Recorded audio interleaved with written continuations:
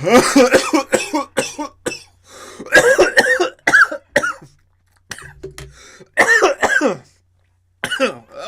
boy. Oh, that was well needed. Oh boy. Nice waking back. Hello everybody. Welcome to this episode of Coop's Corner on Monday, June 5th, 2017. Jeez. If you guys, if it's your first time here, make sure you give me a subscribe right now for more daily videos. If you guys want to watch wrestling, stand-up comedy related, we've got a lot of things in the works right now. We even did a live call-in show yesterday after WWE Extreme Rules. And, my golly, Periscope, the viewers you can get on Periscope are unbelievable. I think we had over 500 views just for that call-in show yesterday.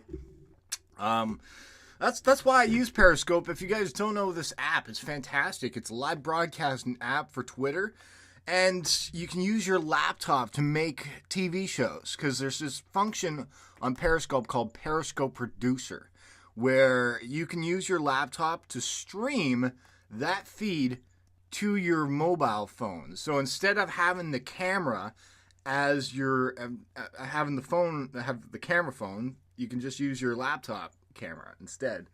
Anyways, I'm getting the highs starting to kick in, so I'm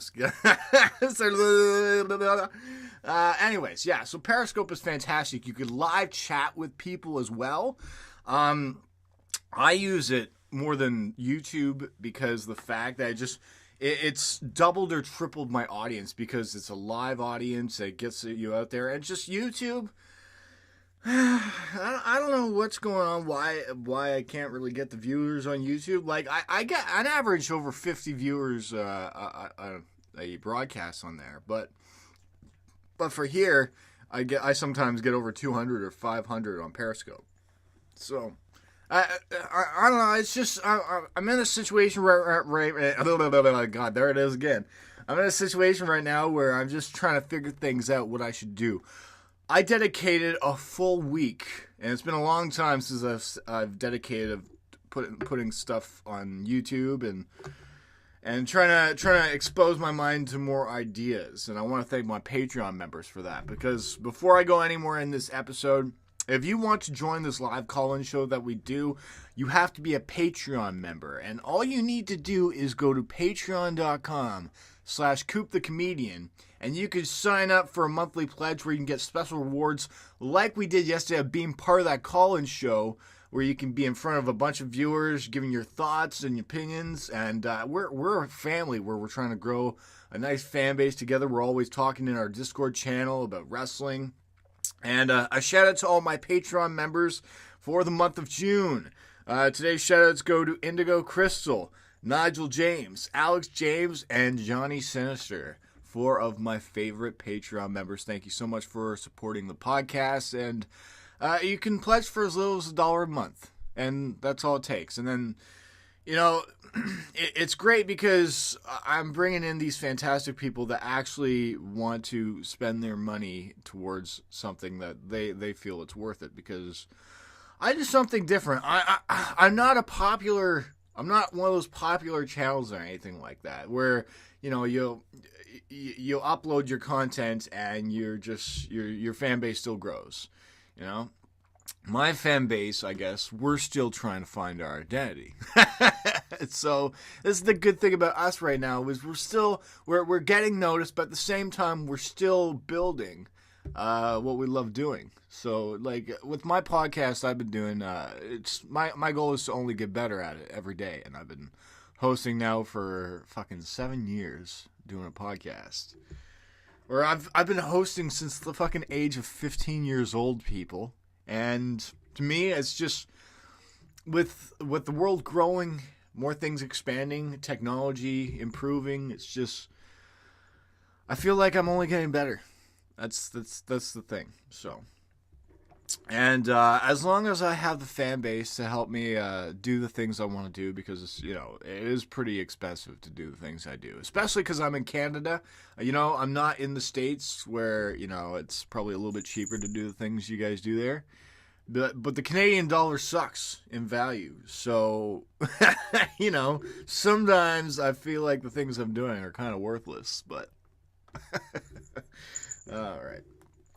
All right, so moving on, what I want to talk about today, there's just things I want to get off my chest, what I did over the weekend, because a big thing I wanted to talk with you guys is my set I did in Hope, British Columbia. It was a very important set for me, and I worked hard on putting this set together, but just you never know when things are going to happen. And with this set I did on Saturday,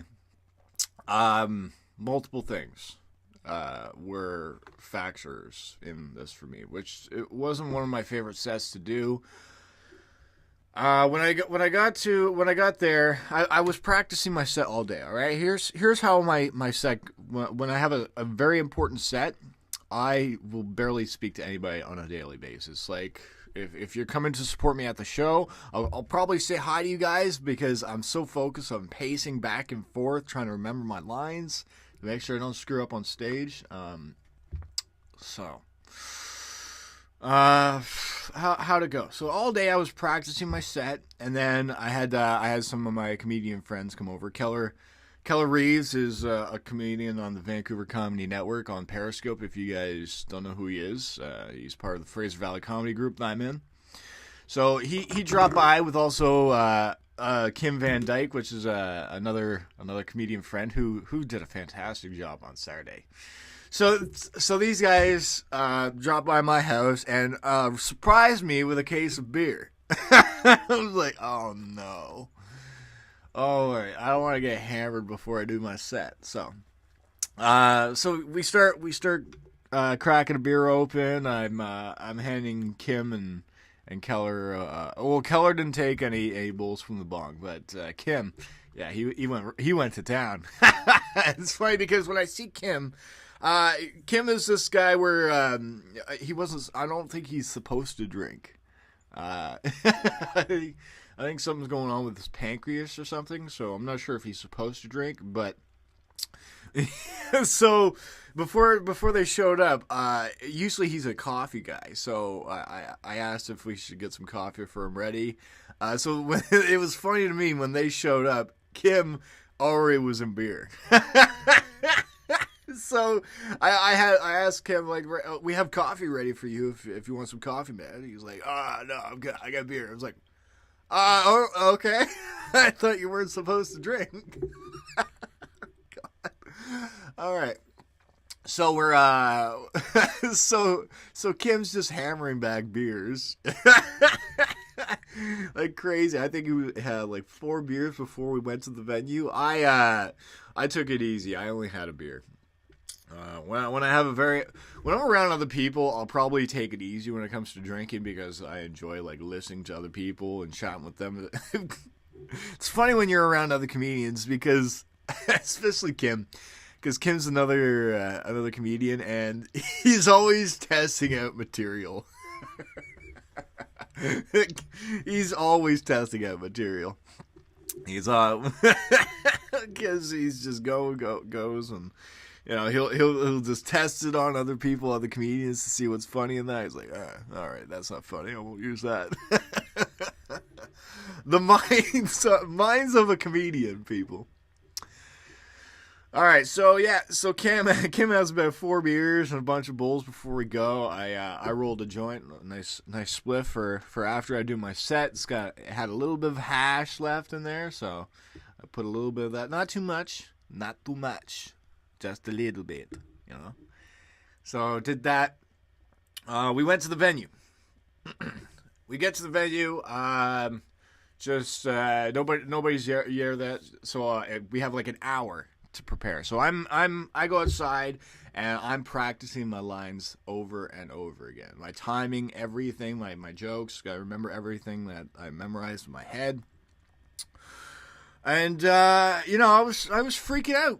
every set I always get nervous because you never know how it's gonna go, especially a very important set like that to me, where it's in a hometown that I'm living in right now. So I was freaking out a little bit, like I do most of my sets. So I go outside and practice, and then showtime kicks in. I'm still practicing a little bit. Like I stay and watch Kim's set. Kim was the first one up. I found this hilarious because he wasn't even practicing. I'm jealous about people like this, how they can just take it easy. Freaking Kim hasn't drank in forever, but he hammers back 4 beers, smokes a bunch of bowls, and he's the first one up. It's called Bullets. When you're the first comedian, I think, to go on stage, it's called Bullets. So, I think he's also got a joke for that. So Kim gets on stage. He does a fantastic job. Like he gets the whole crowd going right away. The thing about Kim is he tells I think local jokes.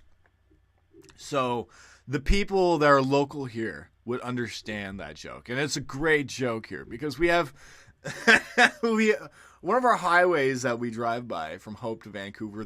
There is a bunch of signs that he'll see, like Anus Road. It says it's ANNIS. It's not Annie. It's pronounced anus, I believe.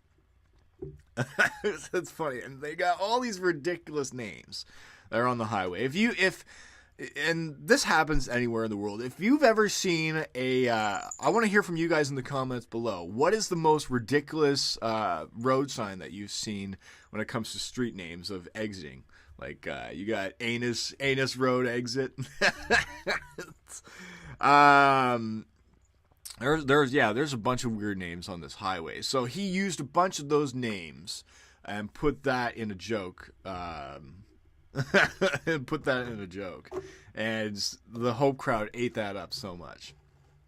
So he did great. Next was Keller. Keller's the guy that drove, and he's the guy that brought over the case of beer. He's the guy on Vancouver Comedy Network. He did a good job. The crowd just wasn't really laughing too much. So this was more of a crowd where it was more younger, and they were kind of just enjoying the comedy while they were listening to it. Let's see here. What else? So Keller did his set, and then I practiced a little bit more outside for my set, and then I got on stage after another funny comedian of mine named Jordan Duchesne. Sorry, I could have gotten that wrong, but he always does a great job whenever I see him. He's also a wrestling fan. I've also got some news I'm gonna bring up later on after I tell about this, but. All right, so I'm called up on stage by the MC. MC was Shane Clark that evening. He did a great job. It's always hard to MC a show because you got to get the whole crowd going. So he brings me on stage, and I think this is only my 15th set. All right, I wish I could be upstage, going on stage every day doing open mics, but my location sucks. I gotta move to Vancouver, but you guys, my situation right now, where I really am trying to really push this Patreon thing and trying to do daily videos for you guys. So this is one of my dream things I want to do for you guys. So he says that I think this is only my 15th set, and that's not a lot of sets. I think when he was on stage, he's done over 1,000 sets. So me only doing 15 sets, and where I'm at with my set right now, I think I'm on the right track. I really think I am. I get on stage, and right away, I already knew, holy crap, this is much different from last set I've done. Lighting. The lighting on this was very different, and it was very difficult. The lights they had right in front of you at the bottom, that was just shining in front of your face. So basically, when you were on stage the whole time, it looked like this glow from a crystal off the ground that was just shining bright in your face. And so it was hard for me to see. So, what I usually do is I won't talk because I got like this awkward presence. So I'll take the microphone off the stand and then I'll move the stand off to the side.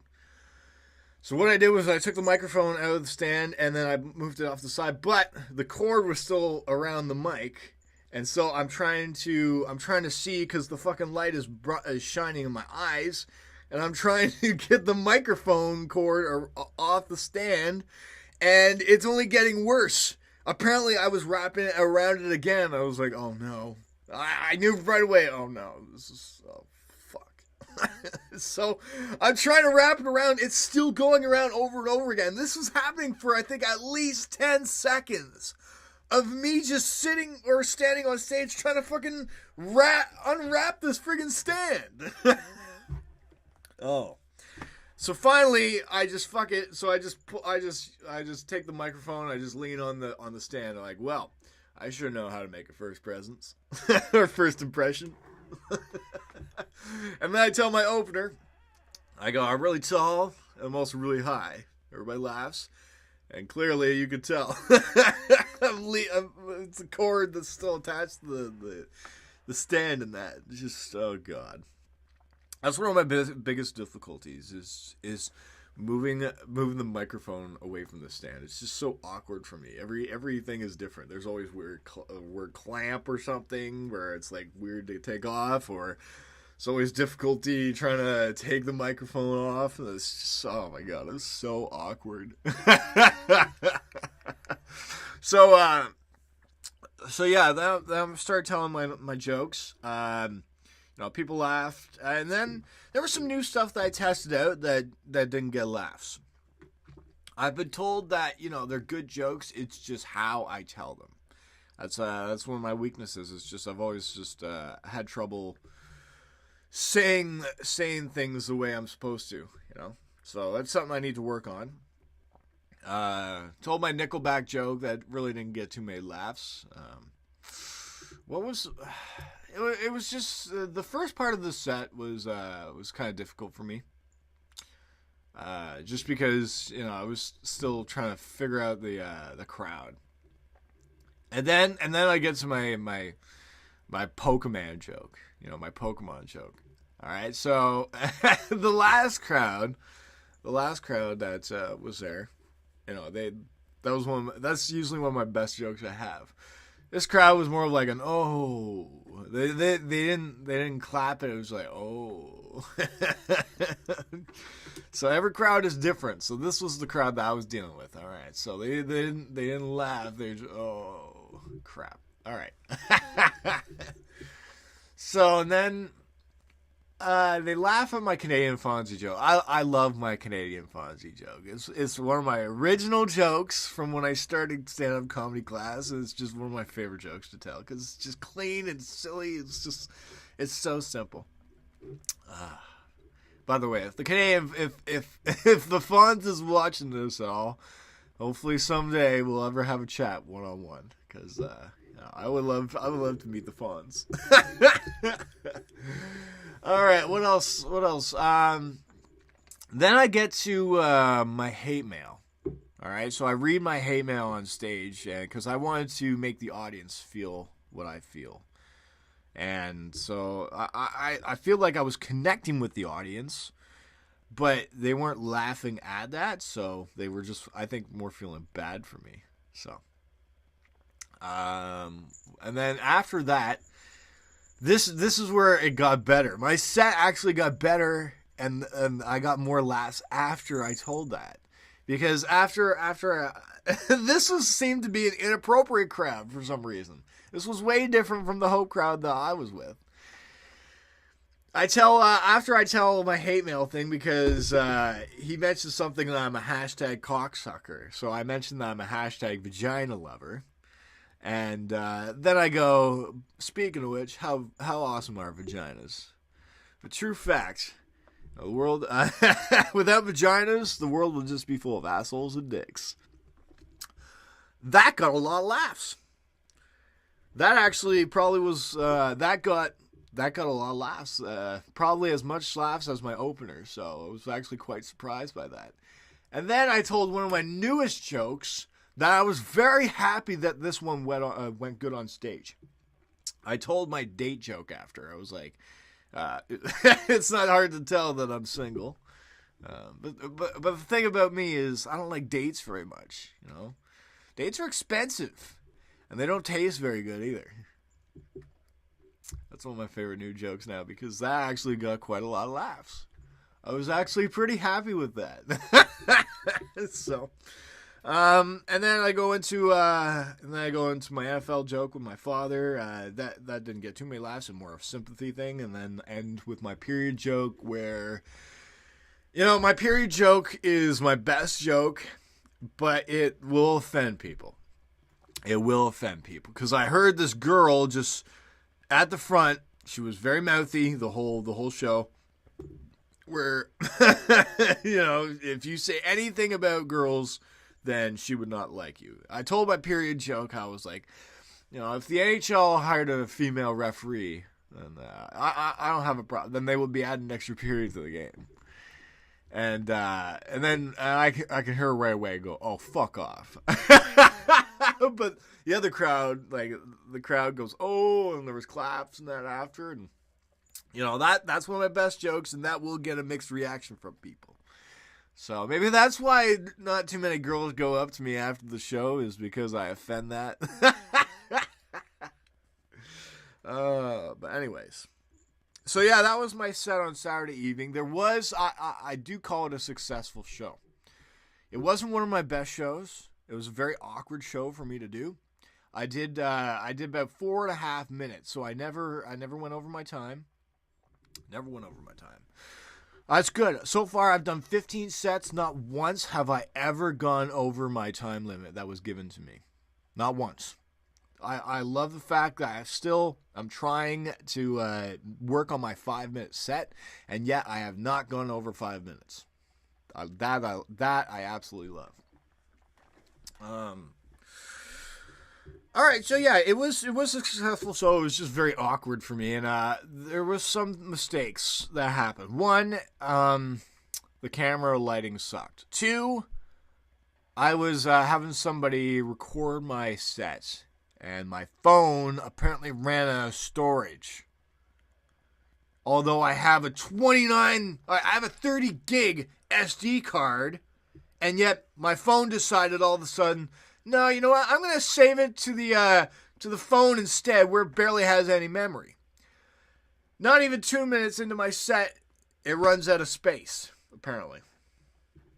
I don't know what happened with that, but I was super pissed off because the second part of my set was better and it wasn't recorded. So I was pretty angry about that. Yeah, so I apologize for people that can't see that set, because what I did was I did upload it to my Patreon page where only Patreon members will be able to see that set. That's what I'm going to do now, is once I have a solid 5-minute set that's in high quality, I'm going to use that for my stand-up demo reel, and all the previous sets that I've done, I'm going to only put those on Patreon. So that will be only Patreon content only.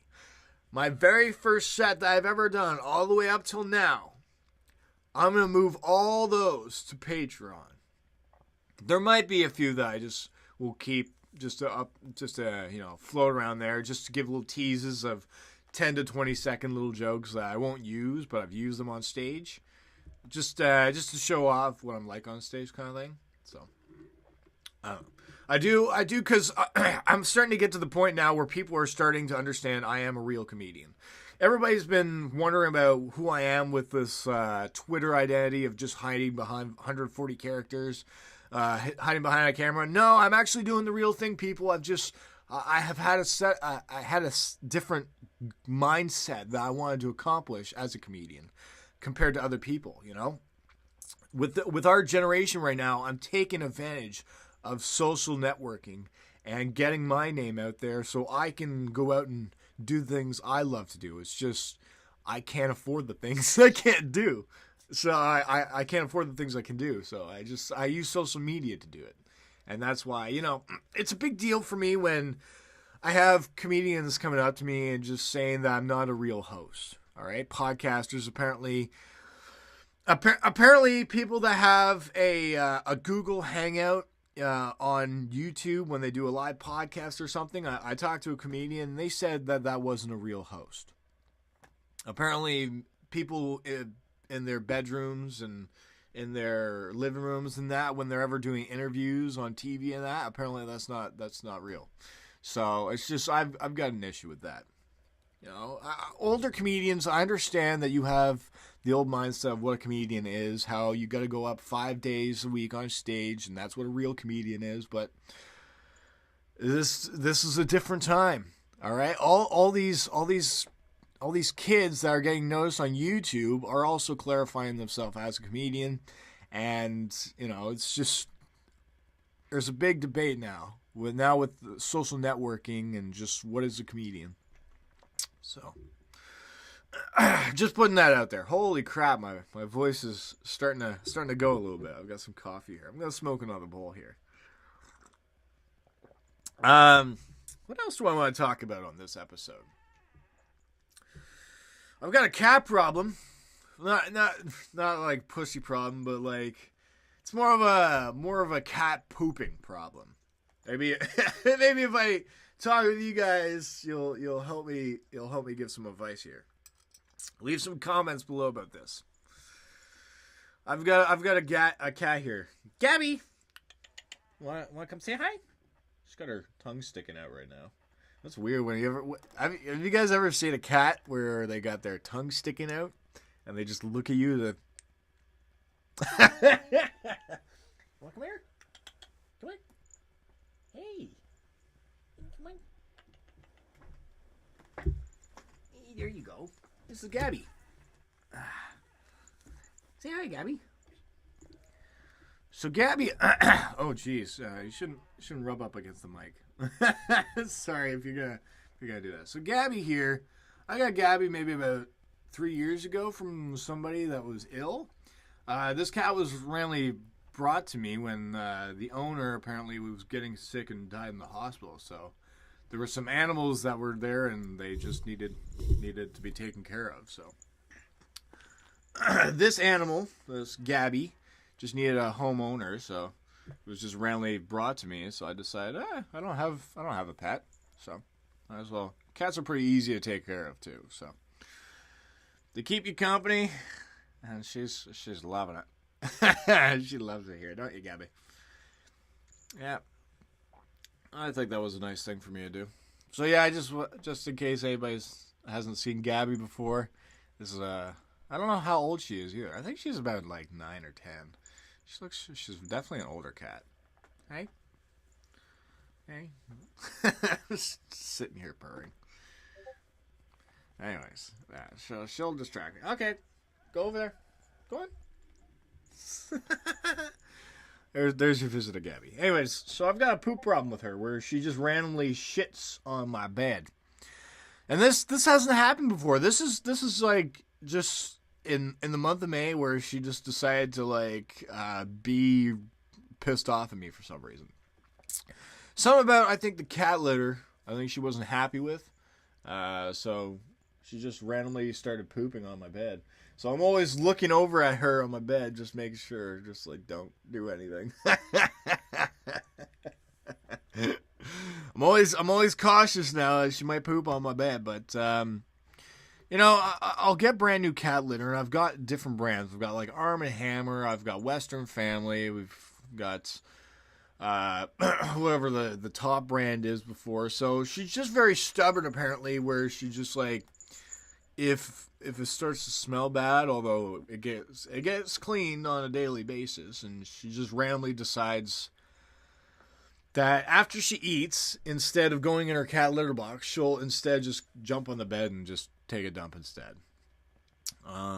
Recently, I did put flea drops on her.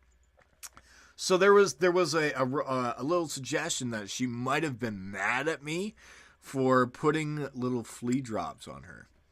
That's a possibility. I didn't know cats could be that big of assholes. Seriously. I'm trying to keep fleas off of you, and little drops apparently will piss them off so much that they'll want to take dumps on their bed. It was weird. So what I did was I took Gabby, and I had to punish her a little bit. So I put her in the bathroom for about 24 hours, and then she used the washroom in there. So she was going to the bathroom on the bed, but she was using the cat litter box in the washroom. All right, this is the weird thing. So first day goes by, I bring her out, and 24 hours go by. She's good. 48 hours later, she does it again. So then I had to put her back in the bathroom, and I kept her in there for 2 days. So she was going in the litter box, but this was weird. She just kept going on the bed. So I left her in there for 2 days, and I brought her out because, 2 days. And then she did it 24 hours later again. Actually, no, not even 24 hours. It was in that day. It was in that same day. It was like later in the afternoon. I brought her out in the morning, and then later on in the afternoon, I came home and I noticed it was on the bed again. I didn't know what the hell to do. So I kept her in there for almost 4 days. And I think she finally got the message, because new cat litter and everything. I put the cat litter box in a different spot. She was finally going in the litter box. So that's been working for a whole, I don't know what was that about, but that was just very awkward for me. So if you have any suggestions what I should do about Gabby's pooping situation, leave comments below, because I love your suggestions. Right, Gabby? We don't want you pooping on the bed anymore. Sorry, I'm just showing a little open. It's like if your zipper's down. It's like a little bit open. You gotta make sure it's closed a little bit. Oh boy, yeah. So that was that situation. Upcoming shows for me. Don't think I have anything scheduled for a while. I've got some open mics before I go to Montreal. The big thing to focus on right now is my trip to Montreal, because I've got my trip there and back paid for. I'm going to be taking basically a 3-day bus ride across Canada to Ottawa, Ontario. So I'm going to be on the road for 2 days, or 3 days, sorry. And so. Oh, jeez. I'm losing my train of thought. So when I get to the festival, in Ottawa, I'm going to be going on a camping trip, and also going to be hopefully having a professional set film somewhere with a camera. Or HD camera, sorry. And then the last 2 weeks of July, I'll be in Montreal volunteering at the festival there. I'm even staying for the after party. So they've got quite the after party. It's very fun. And then I'm going to be taking a plane August 1st back to Hope, British Columbia. That's going to be quite the ride for me. So keep that in mind, everybody. Big things coming. Time for me to smoke another bowl. Cheers to all of you who are sticking around watching this. I think I'm almost done this episode, because it's about 33 minutes in. I can give you some bonus material here when it comes to wrestling news, because Extreme Rules happened last night, and maybe there's some wrestling rumors that I can talk about.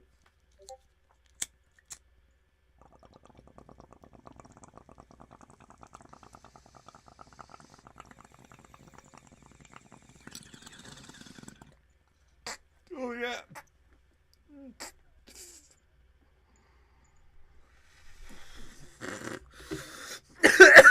Oh, yeah. All right. Oh, jeez. By the way, every wrestling news that I read is from WrestleZone.com. Most of them. I'll put it that way. I just love their website, and it's just very simple, straightforward. Samoa Joe, potentially the most believable #1 contender against Brock Lesnar. It's just basically Justin LaBar talking about his thoughts on Samoa Joe being the most believable person. Let's see what else we got here. Pre-sale code and info for Impact's return to New York. Reporter watches Extreme... Oh, who cares? Don't care about that story. It's just... I guess there's not really any news. I guess the only thing is they're still talking about Samoa Joe being the number one contender, Brock Lesnar. My thoughts on that, I didn't like it, because if this is a one-and-done thing, they're going to make Samoa Joe look weak against Brock Lesnar, going in strong this early. It's just, I think Samoa Joe has unfinished business, maybe with Roman Reigns or something. I don't think it's Samoa Joe's time yet. I think, to me, the most believable person would have been Seth Rollins, because he has nothing to lose if he goes against Brock Lesnar. Like, seriously, what? He beat Triple H, you know? He goes against Brock Lesnar, and he loses, you know, quite easily. And what? Then he's just back in the number one contender spot, or he can go against the Intercontinental title match. Seth Rollins could have done whatever he wanted after, but, you know, if Samoa Joe goes against Brock Lesnar, then Samoa Joe, what, loses? And, I don't know, what? Does Braun Strowman interfere in the Great Balls of Fire match somehow? And that way, Samoa Joe still looks strong. Brock Lesnar doesn't pin him, doesn't make him submit or anything like that. And Braun Strowman just comes back looking dominant and just being a dick. I don't know. Anyways, I didn't like it. I don't like the Samoa Joe and Brock Lesnar match early. I do like the match, but I just don't like it this early. So, that's all. What else we got? That's just not really anything news related right now. Just everybody's just talking about Extreme Rules, how much it sucked. But, you know, I give it an average show. You know, there were some matches I enjoyed. The Cruiserweight match I enjoyed. The Tag Team Cage match I enjoyed. Just because that match was probably one of the most basic, straightforward, and just average ones to watch, but did had some spots where it was exciting to see. Yeah, and then the main event I found was good as well. So it's just, I'm not gonna shit on the whole pay-per-view, but it was just an average pay-per-view to me. You know, the main title wasn't on the line, so that makes it down. That brings it down a little bit. 2 titles changed though, so that brings it up a bit. You know, 2 title changes. And then there were just, you know, there were some matches I didn't really care for, but then there was matches that were good. So that's why I give it like a 5 out of 10. All right, well, maybe I should probably finish this episode for you guys because it's 38 minutes, and I don't really like to go full hour. So I want to thank everybody for tuning into this episode of Coop's Corner Podcast. If you guys enjoyed this, make sure you give it a thumbs up, and make sure you go check out patreon.com/CoopTheComedian, where you can sign up to be a monthly pledged member of Coop's Corner Podcast, and you get special rewards like being in our Discord channel and chatting with everybody during our live call-in shows that we do. You can get special early access to my stand-up videos and only access to those stand-up videos. That way, like, you paying $1 a month get to see footage that only you will be able to see. So that's not a bad deal at all. And you're also helping build my family, and you know I want to get your thoughts and just keep growing this channel. I would love to do fun stuff like you, or like unboxing stuff. Like I could just go in my closet right now and we could, like, here. Oh, sorry. I've got a box right here. This is just a random box. What's inside the box? This is a random Christmas present box I used from years ago. Are you anxious to see what's inside the box?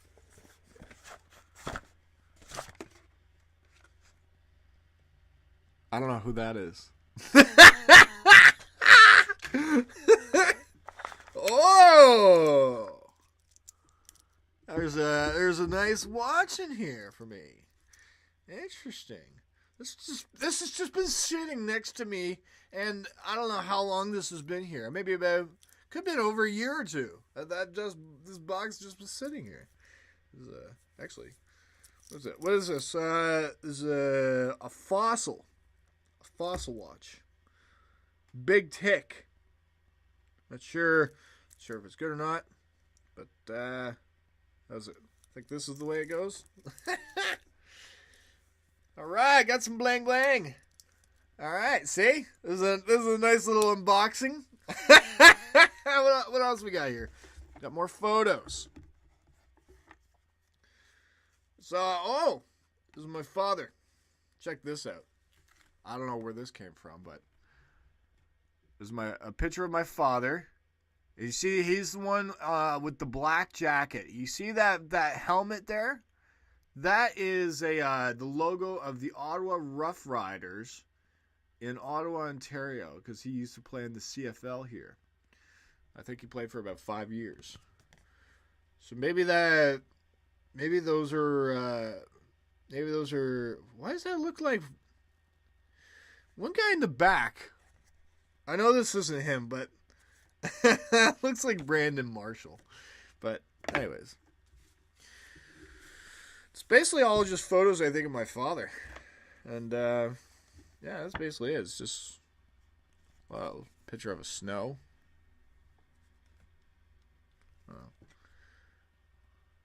Sure. It's mostly just all pictures of my family. Holy crap. I didn't know I had the same hair as my father. Damn, man. That's old school.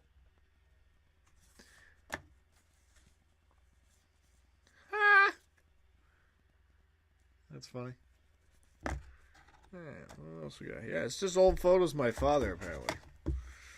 Yeah, this is just old photos. Don't even know who some of these people are.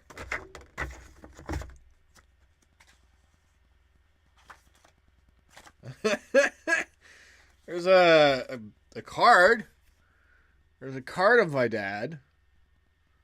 It's pretty cool. Yeah. All right. Yeah, I got some photos, and I don't even know who some of these people are. There's double photos even. Yeah. Black and white. Yeah, cool. All right. Cool unboxing. I don't even know what the hell that was for, but that's going right back up there. That's probably why nobody's touched it in years. Anyways, if you enjoyed that unboxing, maybe we should do more of those random ones. So, you know, I think I'm going to end this. I'll do one more bowl for you guys, but, yeah, hopefully you guys enjoyed this episode. I certainly enjoy doing these daily videos with you guys. Monday Night Raw. We'll probably do a review or something again, because you guys want to see me do more stuff, so we're going to do them for you. Here we go. Last bowl of the show.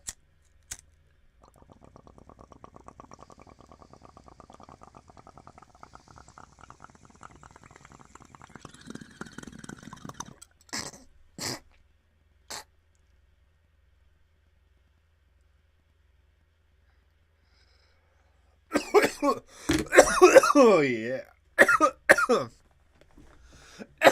Oh yeah. Oh man. All right. Thanks everybody for tuning in to this episode of Coop's Corner. Until next time, I want to thank my Patreon members: Indigo Crystal, Nigel James, Alex James, and Johnny Sinister. Thank you very much for being awesome Patreon members. And make sure to go subscribe to my YouTube channel. Go check out CoopsCorner.info. If you want to know more details about me, you want to see some of my stand-up material that's available, go to CoopsCorner.info. Contact me if you ever need me for anything. Voiceover work. If you ever need stand-up material, you ever need something read, need a good narration voice. I'm really trying to get more involved with doing more stuff. So give me a holla, everybody, and everybody have a great day, eh?